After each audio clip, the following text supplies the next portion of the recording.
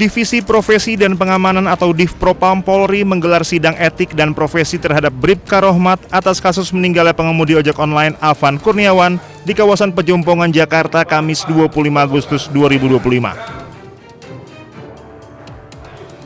Bribka Rohmat merupakan sopir yang mengendarai rantis Brimob saat aksi unjuk rasa. Sidang digelar tertutup di gedung TNCC Mabes Polri, Jakarta, Kamis pagi.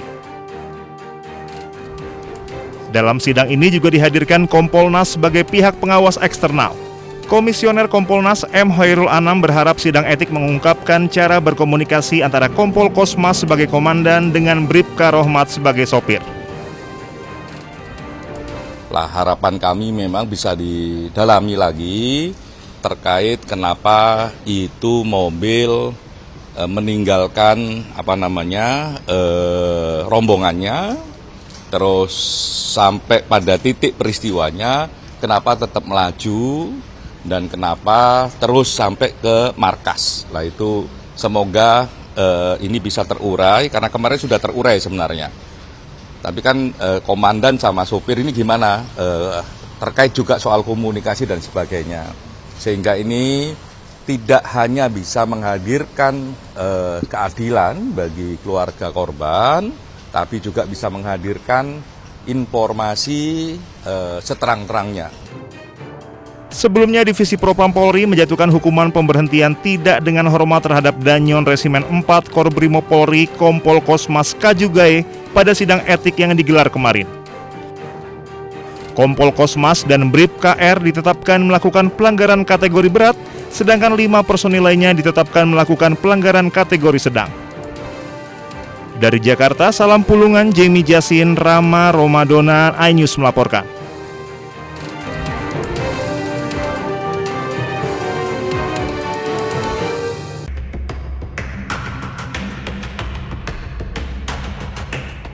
Kompol Kosmas merupakan terduga dengan kategori pelanggaran berat.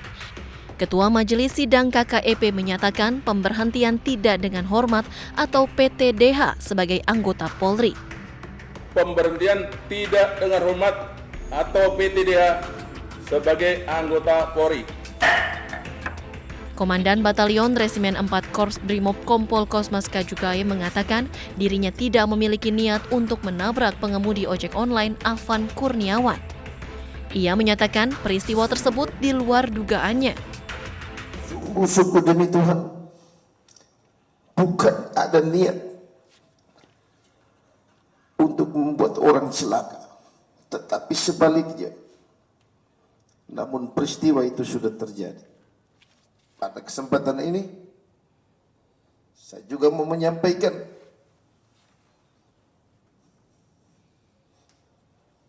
duka cita yang mendalam kepada korban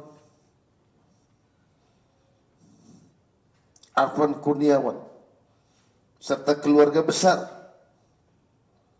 Sungguh-sungguh di luar dugaan. Dari hasil pemeriksaan, Divpropam Polri mengklasifikasikan pelanggaran menjadi 2 kategori, yakni pelanggaran berat dan pelanggaran sedang. 2 personel Kompol Kosmas Kajugae dan Bribka Rohmat melakukan pelanggaran berat karena berperan langsung sebagai pengemudi dan pendamping di kursi depan kendaraan taktis. Tim Liputan iNews melaporkan.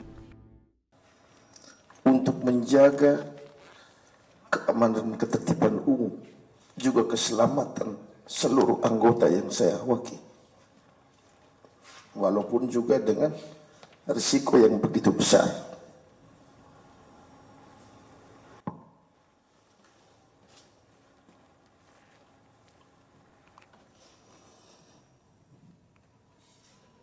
Dengan kejadian atau peristiwa, bukan menjadi niat, sungguh-sungguh demi Tuhan, bukan ada niat untuk membuat orang celaka, tetapi sebaliknya. Namun peristiwa itu sudah terjadi.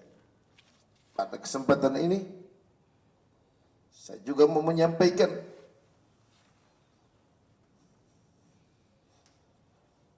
duka cita yang mendalam kepada korban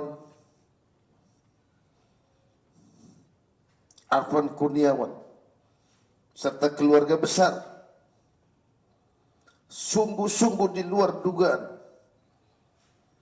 dan saya mengetahui ketika korban meninggal, ketika video viral,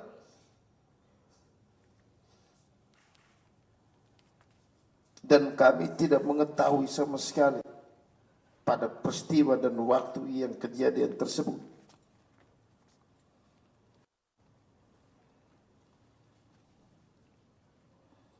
Setelah kejadian video viral, kami ketahui setelah beberapa jam berikutnya melalui medsos.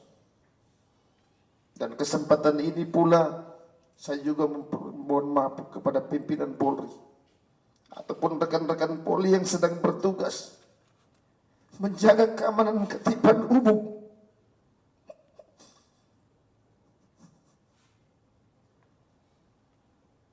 Kalau mungkin sudah membuat rekan-rekan atau pimpinan Polri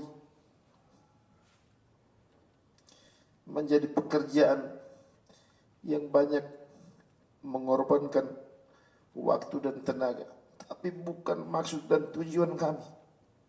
Tujuan kami hanya melaksanakan tugas totalitas pengabdian kami kepada negara dan bangsa, menjaga ketertiban dan keselamatan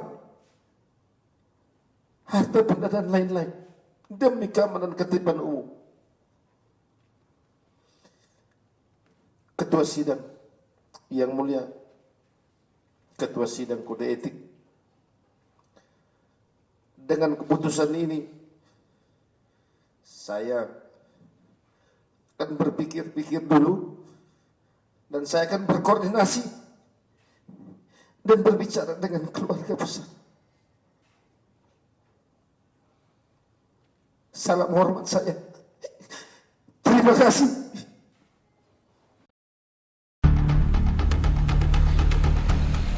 Usai pengerusakan dan penjarahan yang terjadi di rumah Menteri Keuangan Sri Mulyani dan Nafa Urbah, Polres Tangerang Selatan menangkap sejumlah pelaku pengerusakan. Polisi belum merinci jumlah pelaku yang telah diamankan dan peran mereka. Pasalnya, saat ini pelaku masih diperiksa secara intensif. Sementara dalam proses penyidikan, memang benar sudah ada beberapa orang yang sudah kita amankan, sudah statusnya juga sudah kita tahan. Nanti mohon waktu rekan-rekan, kami sementara bekerja, ya. Kejadian yang di Pondok Aren itu kami sementara bekerja maksimal, bahu-membahu juga dengan asistensi dari Ditreskrim Polda Metro Jaya. Bapak Kapolda sangat mengatensi juga kasus ini, sehingga kami mohon waktu. Yang pasti sudah ada beberapa tersangka yang sudah kami amankan yang terlibat langsung, yang terbukti terlibat dalam kasus tindak pidana tersebut. Ya. Sebelumnya rumah Menteri Keuangan Sri Mulyani dan rumah Nafa Urbah dirusak dan dijarah oleh sekelompok orang tak dikenal. Hingga kini, polisi masih terus menyelidiki seluruh pelaku yang terlibat dalam penjarahan ini. Dari Tangerang Selatan, Banten, Nunung Purnomo, iNews melaporkan.